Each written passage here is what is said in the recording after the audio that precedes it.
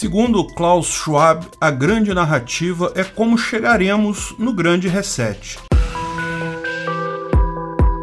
Este é o Visão Libertária, sua fonte de informações descentralizadas e distribuídas. Klaus Schwab, o chefão do Fórum Econômico Mundial, revelou ao mundo no ano de 2020 a ideia do grande reset financeiro mundial. Ele escreveu um livro sobre isso com esse mesmo nome, o Grande Reset. E o próprio Fórum Econômico Mundial fez um site explicando a proposta. Fizemos um vídeo sobre isso aqui no canal também. E a proposta dele é que o mundo, assolado por uma pandemia, iria se recuperar, mas que poderíamos aproveitar essa oportunidade para começar o mundo num novo sentido, fazer um grande reset mundial econômico. Basicamente, a proposta era que governos pressionassem as empresas, que fatalmente teriam grandes perdas financeiras, a aceitar um maior número de regulamentações e direcionamento próprio do governo, em troca do socorro financeiro inevitável. Além disso, o governo deveria usar as ferramentas que aprendeu com a pandemia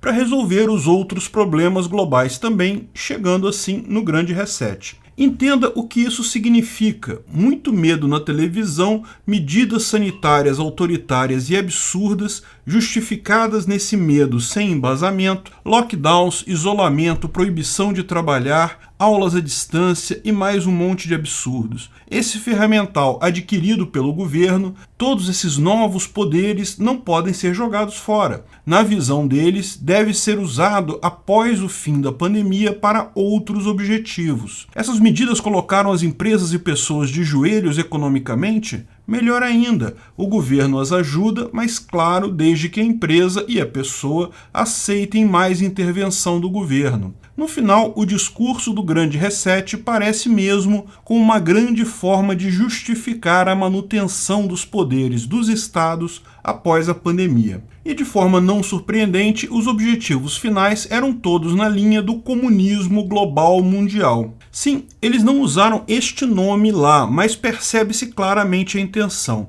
O linguajar do livro e da página do Fórum Econômico Mundial refere-se a uma sociedade de stakeholders. Parece um nome técnico, bonito, né? Mas no final das contas isso significa socialismo. O conceito de stakeholder surgiu justamente com o neoliberalismo, a ideia de que o liberalismo econômico clássico precisava ser temperado com alguma preocupação social. Na visão de muitos economistas e políticos que defendem essa teratologia, hoje as empresas são comandadas exclusivamente por shareholders. Um shareholder é quem tem ações da empresa e, portanto, pode participar no conselho da empresa e votar. Porém, para incluir a visão social, entende-se que a empresa também deve ter stakeholders, pessoas que não têm ação da empresa, mas têm interesse na empresa de alguma forma. Um empregado, por exemplo, é um stakeholder da empresa, assim como um cliente, um fornecedor. As pessoas que moram ao lado da empresa também são stakeholders. Esses stakeholders deveriam também ter direito a decidir coisas na empresa segundo essa visão, mesmo que não sejam donos de nenhuma ação. A chamada economia de stakeholders, promovida pelo Grande Reset, é justamente a ideia de que toda decisão deve ser feita por stakeholders, ficando os shareholders irrelevantes para as decisões da empresa. Em última análise, isso significa planejamento central, comunismo. Porque como os stakeholders vão decidir algo pela empresa? Pensa bem, o interesse dos clientes, fornecedores e empregados é concorrente. Empregados querem o maior salário possível, querem que se economize ao comprar do fornecedor e se venda ao cliente final com o maior preço possível. O cliente final quer que os empregados ganhem pouco, os fornecedores recebam pouco, para ele poder comprar o produto mais barato. E por aí vai. Nenhuma dessas pessoas tem o mesmo interesse, cada uma tem um interesse diferente. Ao contrário dos shareholders, que todos têm o mesmo objetivo, o lucro. A única forma de se resolver a questão dos stakeholders é colocar alguém para decidir qual é o interesse social de todos os stakeholders. Economia de stakeholders, em última análise, significa uma grande União Soviética, um grande comunistão socialista controlado por figuras desse tipo.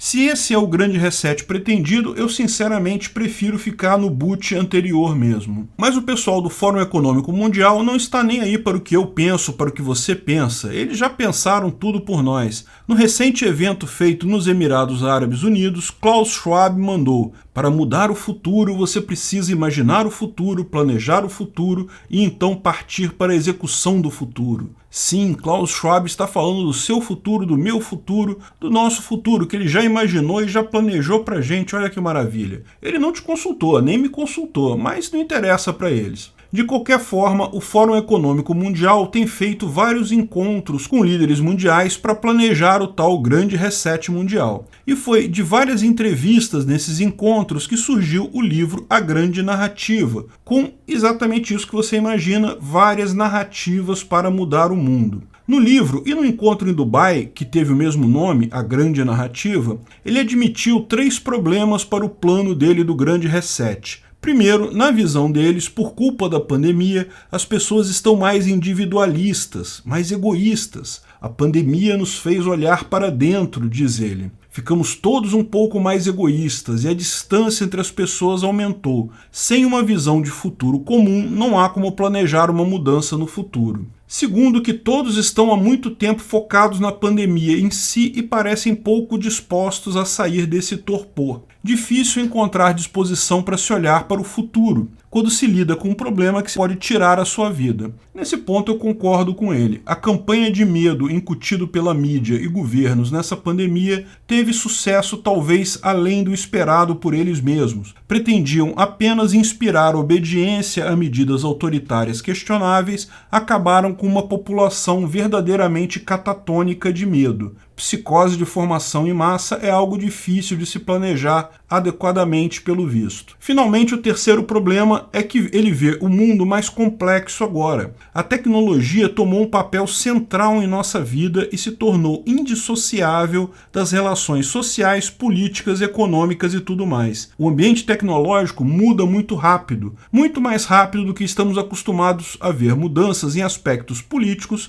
sociais e econômicos. Porém, essa complexidade tecnológica agora está intrinsecamente ligada a todos esses aspectos, tornando as mudanças destes menos controláveis. E a partir dessa última constatação, ele levanta alguns desafios para governos e para a evolução da sociedade na visão dele. A interconectividade tecnológica trouxe um risco maior. Nossas cadeias de produção já são muito complexas e tendem a se tornar cada vez mais intrincadas. É difícil imaginar que tipo de problema pode se gerar com uma alteração em algum ponto. Assim, o risco se torna muito maior. Ações de governos tornam-se mais arriscadas. Sim, eu concordo com ele nesse ponto. O planejamento central sempre foi falho, porque decisões tomadas assim sempre carregam ineficiência. Como explicado no paper do Mises, o problema do cálculo econômico. Se quiser entender esse ponto particular melhor, veja o meu vídeo Por que o cálculo econômico é impossível no socialismo,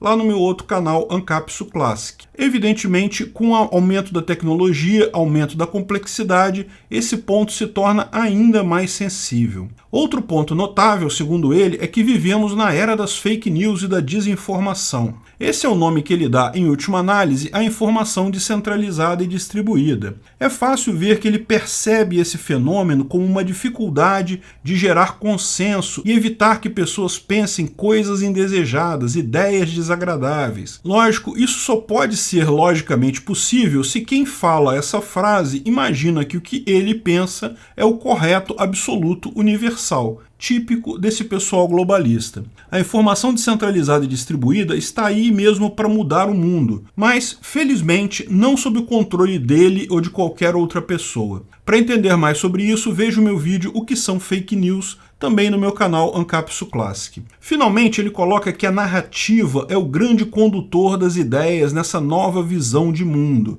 Precisamos criar uma narrativa correta para chegar ao mundo que imaginamos e planejamos. E o livro descreve 50 dessas narrativas possíveis para os mais diversos objetivos. Não vamos entrar em cada uma delas aqui por falta de tempo, mas talvez façamos outros vídeos sobre algumas mais importantes adiante. Cabe reforçar que nenhuma narrativa será única, porém, a ideia do grande reset e os planos desse pessoal globalista para implementá-lo continuam onde sempre estiveram, felizmente, no campo das coisas impossíveis de acontecer. Não importa quanto dinheiro e vontade política seja despejado nisso. Pode-se perceber pelo tom deste livro que ele percebeu o quão ambicioso e distópico era a proposta inicial e está tentando dar uma corrigida. A esquerda mundial, os globalistas mundiais, não vão morrer sem lutar. Mas é bom ver que a aristocracia socialista mundial já percebeu que manda muito menos do que imaginava.